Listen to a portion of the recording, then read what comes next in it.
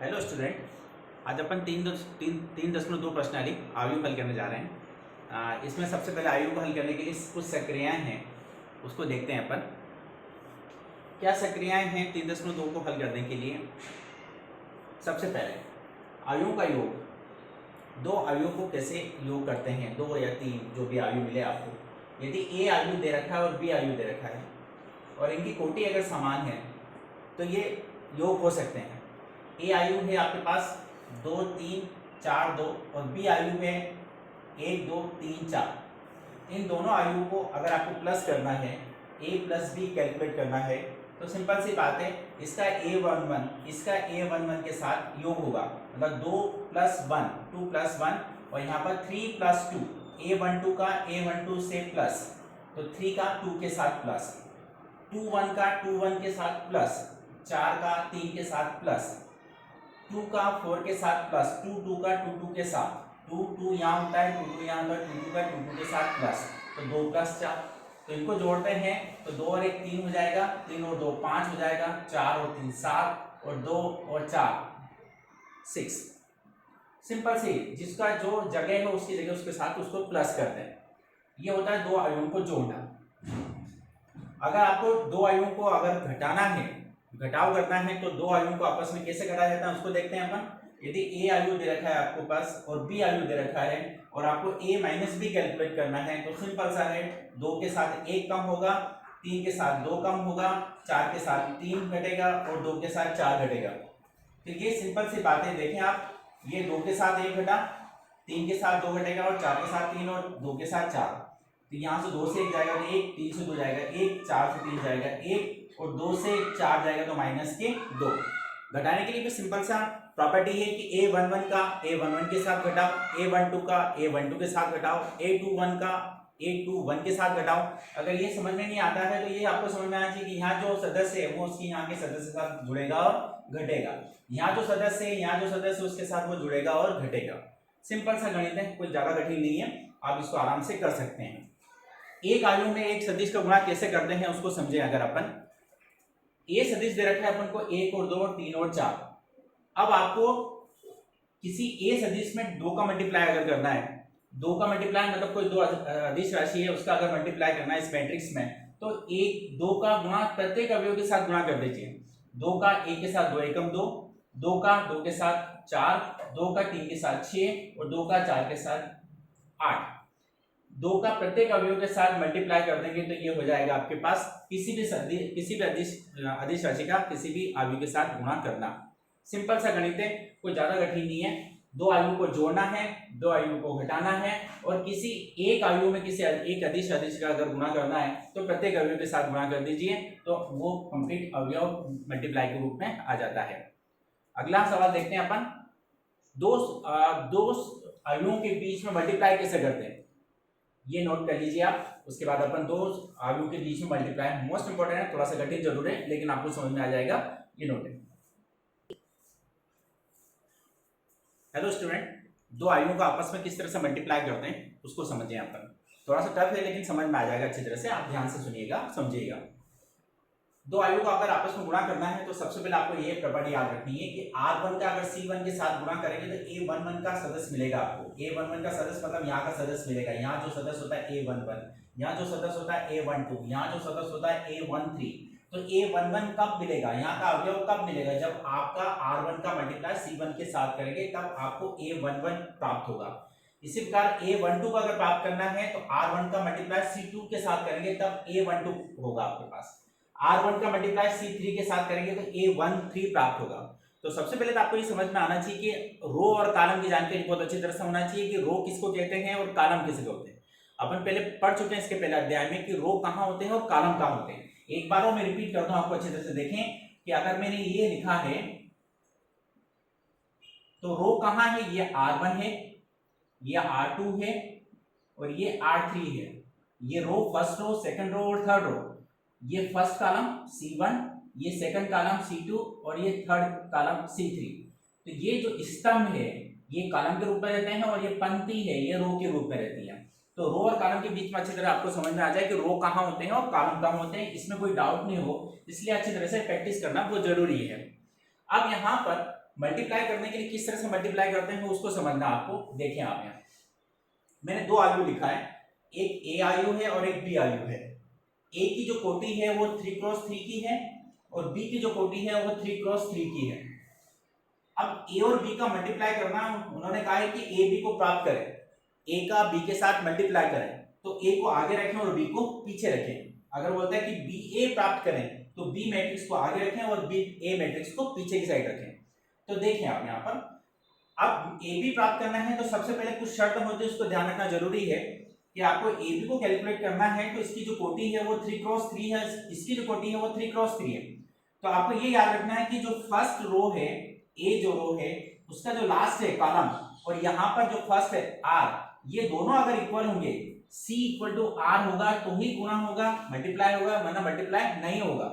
अगर ये दोनों मल्टीप्लाई नहीं, ये दोनों एक जैसे नहीं है तो मल्टीप्लाई संभव नहीं होगा। तो आपको ये ध्यान रखना जरूरी है कि इसका लास्ट और इसका फर्स्ट दोनों इक्वल होना जरूरी है तो ही आपका गुणा होगा, वरना गुणा नहीं होगा। It is not defined. तो आप देखें यहाँ पर, अब जो मैट्रिक्स अगर ये दोनों आपस में बराबर हैं और जो मैट्रिक्स बनेगा उसके अंदर आपको जो सिंपल सी बात है, इतने रो और इतने कॉलम का मैट्रिक्स बनेगा, मतलब 3x3 का मैट्रिक्स आपको प्राप्त होगा। तो सबसे पहले ये ध्यान रखना जरूरी है आपको कि भैया कि आप इस चीज का ध्यान रखें, इसका लास्ट और इसका फर्स्ट इक्वल देख लें, चेक कर लें, अगर है तो गुणा होगा, वरना मल्टीप्लाई नहीं होगा। हम ये एक एग्जांपल देंगे, इसके बाद दूसरा एग्जांपल देखते हैं, देखें उसको समझेंगे। पहले इस एग्जांपल को देखें कि r1 का मल्टीप्लाई c1 के साथ करना है तो a11 मिलेगा। तो देखें आप, ये r1 है, ये r1 है आपके पास पहला, और ये c1 है यहाँ पर। तो r1 का मल्टीप्लाई c, ये मैंने दो मैट्रिक्स लिखी है a b, तो r1 का मल्टीप्लाई c1, ये c1, ध्यान देना ये c1 है और ये r1 है, मतलब आपको जो मल्टीप्लाई करना है ये r और ये c, ये r1 का मल्टीप्लाई c1 के साथ। तो r1 का मल्टीप्लाई किसके अपन करके भी देखते हैं, r1 का मल्टीप्लाई c1 के साथ। तो यहाँ पर a का मल्टीप्लाई a के साथ 1 into 1 प्लस, अब यहाँ उंगली आगे सरका ले, जैसे 1 का मल्टीप्लाई 1 हुआ उसके बाद यहाँ आ जाए, अब 2 का मल्टीप्लाई 2 into 2, 2 का मल्टीप्लाई 2 के साथ, और यहाँ पर फिर नीचे उंगली सरका ले और प्लस लगाएं 3x1। फिर से देखते हैं, ये उंगली यूं सरकेगी और ये उंगली नीचे सरकेगी, इसका फर्स्ट तो इसका कॉलम का फर्स्ट, इसका सेकंड तो कॉलम का सेकंड, इसका थर्ड तो इसका थर्ड। तो ध्यान रखें 1 का मल्टीप्लाई 1 के साथ प्लस का चिन्ह लगाएं, फिर 2 का मल्टीप्लाई 2 के साथ प्लस का चिन्ह लगाएं और 3 का मल्टीप्लाई 1 के साथ। इसको बोलते हैं r1 का मल्टीप्लाई c1 के साथ हुआ। अगर इनको मल्टीप्लाई करके जोड़ लेंगे अपन, 2 2 2 4, 3 एकम 3, 4 और 3 7 और 1 8, तो यहाँ पर आपको जो सदस्य मिलेगा वो 8 मिल जाएगा, मतलब a11 का जो सदस्य आएगा वो कितना आएगा, 8 आएगा। हम इसको बाद में कैलकुलेट करेंगे। अब देखें यहाँ पर r1 का मल्टीप्लाई c2 के साथ, r1 का मल्टीप्लाई c2 के साथ, तो r1 ये वापस अभी c1 के साथ करा था, अब r1 का मल्टीप्लाई c2 के साथ करें, ये c2 है आपका, ध्यान दें ये c2 है और ये r1 है, तो r1 का मल्टीप्लाई c1 के साथ, r1 का मल्टीप्लाई c2 के साथ। अब कैसे मल्टीप्लाई होगा और कौन से नंबर का सदस्य मिलेगा उसको ध्यान से देखना। r1 का मल्टीप्लाई c2 के साथ करेंगे तो a12 मिलेगा, मतलब यहाँ वाले सदस्य मिलेगा आपका। तो मल्टीप्लाई समझते हैं अपन, देखें 1 का मल्टीप्लाई किसके साथ, 2 के साथ, प्लस 2 का मल्टीप्लाई 1 के साथ, प्लस 3 का मल्टीप्लाई 0 के साथ। फिर से देखें, गलती नहीं हो, ये उंगली यूं चल रही है और ये यहाँ चल रही है, इसका फर्स्ट तो इसका फर्स्ट, c2 का फर्स्ट, इसका सेकंड तो इसका सेकंड, इसका थर्ड तो इसका थर्ड। तो 2 का 1 के साथ, 1 का मल्टीप्लाई 2 के साथ, फिर 2 का मल्टीप्लाई 1 के साथ और 3 का मल्टीप्लाई 0 के साथ। तो ये मल्टीप्लाई अपना r1 का c2 के साथ करा, तो a12, यहाँ इसको हल करेंगे तो a12 का सदस्य मिलेगा। अगला देखें r1 का मल्टीप्लाई c3 के साथ, r1 का मल्टीप्लाई c3 के साथ, तो अगेन ये r1 और ये c3, ये c3 है तो इस c3 के साथ मल्टीप्लाई करना है, किसका, r1 का, ये r1 है और ये c3 है, तो 1 का मल्टीप्लाई 3 के साथ, प्लस 2 का मल्टीप्लाई 3 के साथ, प्लस और 3 का मल्टीप्लाई 3 के साथ, और ये बंद, क्योंकि r1 का c4 है ही नहीं हमारे पास, तो मल्टीप्लाई हो ही नहीं सकता, आगे है ही नहीं सदस्य, तो उसको बंद कर दें। फिर चेक करते हैं किसका मल्टीप्लाई, r1 का c3 के साथ, तो a13 का सदस्य मिलेगा आपको, तो ये r1 और ये c3। तो देखें 1 का मल्टीप्लाई 3 के साथ, 1 का मल्टीप्लाई 3 के साथ, फिर प्लस 2 का मल्टीप्लाई 3 के साथ, प्लस 3 का मल्टीप्लाई 3 के साथ। याद रखें ये उंगली यहीं नहीं रह जाए, मालूम पड़ा कि 1 का मल्टीप्लाई तीनों के साथ हो गया। इसका फर्स्ट तो इसका फर्स्ट हो गया काम, इसका सेकंड तो इसका सेकंड हो गया काम, इसका थर्ड तो इसका थर्ड हो गया काम। तो इसका याद रखें कि इसका R1 का मल्टीप्लाई तीनों के साथ, C1 के साथ A11, R1 का मल्टीप्लाई C2 के साथ A12, R1 का मल्टीप्लाई C3 के साथ A13 का सदस्य। नीचे देखें आप R2 का मल्टीप्लाई C1 के साथ। मेरा बड़ा सवाल यह है जैसे कि इससे सभी आपको चीज समझ में आ जाए। R2 का मल्टीप्लाई C1 के साथ, तो R2 ये रहा आपके पास, R2 मल्टीप्लाई किसके साथ? C1 के साथ। जैसे R1 का मल्टीप्लाई C1 के साथ करा था, R1 का मल्टीप्लाई C2 के साथ करा था, R1 का मल्टीप्लाई C3 के साथ करा था, ऐसे ही R2 का मल्टीप्लाई C1 के साथ, R2 का मल्टीप्लाई C2 के साथ और R2 का मल्टीप्लाई C3 के साथ, ये तीनों सक्रिय है।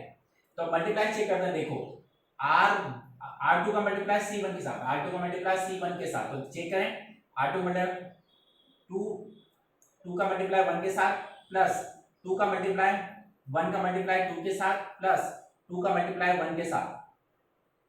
फिर चेक करें R2 मल्टीप्लाई C1 के साथ, तो 2 का मल्टीप्लाई 1 के साथ ये रहा, और फिर प्लस 1 का मल्टीप्लाई 2 के साथ ये रहा, और 2 का मल्टीप्लाई 1 के साथ। तो R1 का मल्टीप्लाई C1 के साथ हो गया हमारा। अब R2 का मल्टीप्लाई C1 के साथ करा था, अब C2 के साथ करें। R2 का मल्टीप्लाई C2 के साथ, तो A22 का सदस्य, तो ये R2 और ये C2, तो मल्टीप्लाई देखें 2 का मल्टीप्लाई 2 के साथ, 1 का मल्टीप्लाई 1 के साथ प्लस 2 का मल्टीप्लाई 0 के साथ। इसका पहला, इसका दूसरा, इसका तीसरा, ये बोलते हैं R2 का मल्टीप्लाई C2 के साथ हो गया। वापिस R2 का मल्टीप्लाई C3 के साथ, तो ये R2 और ये C3, तो आप मल्टीप्लाई देखें 2 का मल्टीप्लाई 3 के साथ प्लस 1 का मल्टीप्लाई 3 के साथ प्लस 2 का मल्टीप्लाई 3 के साथ। तो R2 का मल्टीप्लाई हमने C1 के साथ भी करा, R2 मल्टीप्लाई C2 के साथ भी किया, और R2 का मल्टीप्लाई C3 के साथ किया, तो हमारी ये सेकंड रो तैयार हो गई। आगे देखें R3 का मल्टीप्लाई C1 के साथ, तो ये R3 और ये C1, जैसे ही अपन ने R1 R2 का करा वैसे ही R3 का मल्टीप्लाई तीनों के साथ, तो ये इसका मल्टीप्लाई देखो 2 into 3 into 1 plus 2 into 2 plus 1 into 1, ये R3 और ये C1, तो 3 का मल्टीप्लाई 1 के साथ, 2 का मल्टीप्लाई 2 के साथ और 1 का मल्टीप्लाई 1 के साथ। अगेन R3 का मल्टीप्लाई C2 के साथ, तो 3 into 2 plus 2 into 1 plus 1 into 0। वापिस R3 का मल्टीप्लाई C3 के साथ, R3 का मल्टीप्लाई C3 के साथ, ये 3 का सदस्य मिलेगा आपको। तो यहाँ देखें 3 मल्टीप्लाई 3, ये C3 है और ये R3 है, उसके बाद 2 का मल्टीप्लाई 3 के साथ प्लस 1 का मल्टीप्लाई 3 के साथ, ये मल्टीप्लाई हो गए। अब इसको हल करते हैं, देखें आप AB इक्वल टू, यहां पर आ जाएगा अपने पास 1 प्लस 4 प्लस 3, तो कितना 4 3 7 और 1 8, तो यहाँ कैलकुलेट करते हैं तो कितना हो गया 8। यहाँ देखें 2 प्लस 0, 2 प्लस 0 मतलब कितना हो गया 4। आगे यहाँ देखें 3 प्लस 6 प्लस 9, 3 6 और 9, 15 और 3 18, 18, 3 एकम 3, 3 दूना 6, 6 और 3 9 और 9 18। अब यहाँ देखें यहाँ पर 2 प्लस 2, 2 4 और 1 कितना हो गया 6। यहाँ पर कैलकुलेट करें 2 4 और 1 5, ओनली 5, ये 0 हो गया। यहाँ कैलकुलेट करें 3 दूना 6 और 3 एकम 3, 6 और 3 9 और फिर 3 दूना 6, 9 और 6 15। देखें वापस 6 और 6 12, 12 और 3 15। यहाँ कैलकुलेट करें 3 4, 4 और 3 7, 7 और 1 8, 3 एकम 3, 2 4, 4 और 3 7 और 1 8।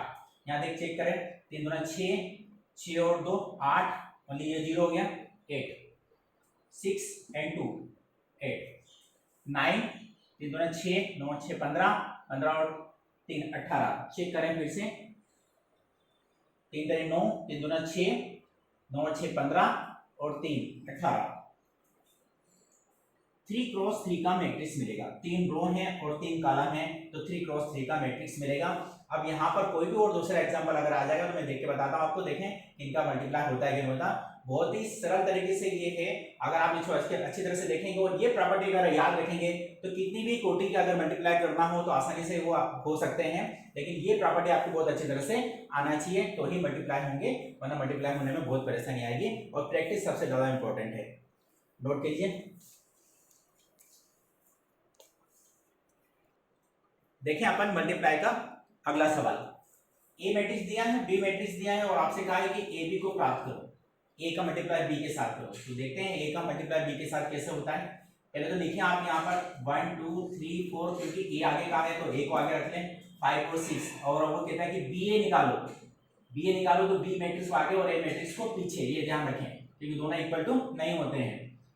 और ये मल्टीप्लाई करना है किसके साथ, आपको 1 2 3 5 2 और 1 इनका मल्टीप्लाई आपस में करना है। तो सबसे पहले मैंने आप ये समझाया जैसे कि इनकी कोटि चेक करो, सबसे पहले कि कोटि क्या है इनकी। तो इसको कोटि चेक करते हैं तो R1 R2 और R3, मतलब एक रो, दो रो, तीन रो, 3 रो हैं और 2 कॉलम हैं, 1 और 2। यहाँ पर 1 2 3 रो हैं और 2 कॉलम हैं।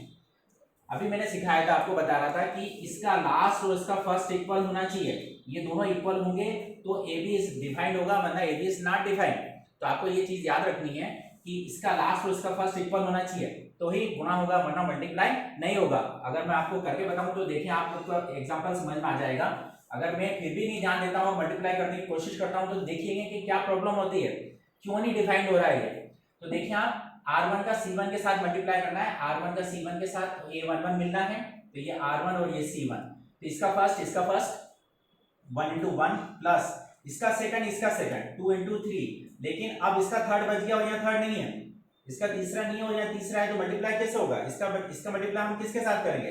इसलिए ये मैट्रिक्स का आपस में गुणा नहीं हो सकता है। इसलिए इस बात का ध्यान रखें आप कि इसका लास्ट और इसका फर्स्ट इक्वल होगा तो ही मैट्रिक्स डिफाइंड होगा, वरना मैट्रिक्स डिफाइंड नहीं होगा। तो सबसे पहले जब गुणा करने से पहले, मल्टीप्लाई करने से पहले C इक्वल टू R, पहले मैट्रिक्स का C और दूसरे मैट्रिक्स का R इक्वल होगा तो ही मैट्रिक्स का आपस में गुणा होगा, वरना मैट्रिक्स का गुणा नहीं होगा।